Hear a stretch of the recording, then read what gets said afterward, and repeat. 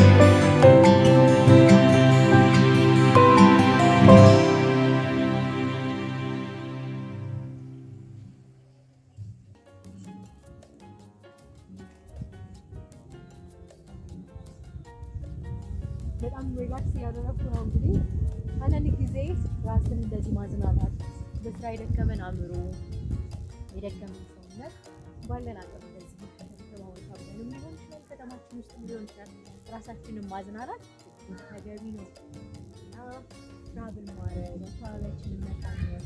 ኢትዮጵያ በጣም በተፈጥሮ ሀብት የተተረፈች ሀገር ነች እና እንደዚህ ነን የግድ ሪዞርት መሆን የለበትም፣ የግድ ሐይቅ ዳር መሆን የለበትም።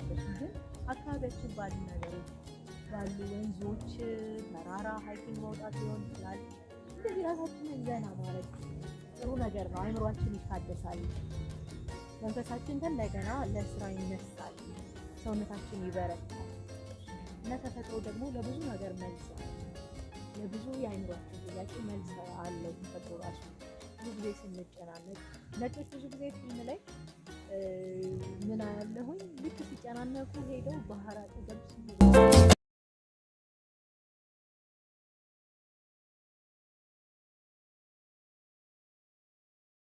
አሁን ደግሞ ልሳቅ የነበረኝን ቆይታ ጨርሼ ወደ ቤት ሄድኩ ነው። በጣም ደስ የሚል ጥሩ ጊዜ ነበር ያሳለፍኩት።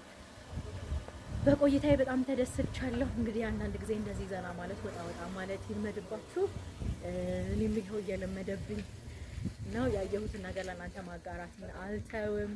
ስለዚህ ቻናሌን ሰብስክራይብ ለማድረግ ሁላችሁም እንደተዘጋጃችሁ አምናለሁ። መልካም ጊዜ፣ መልካም ቆይታ ይሆንላችሁ።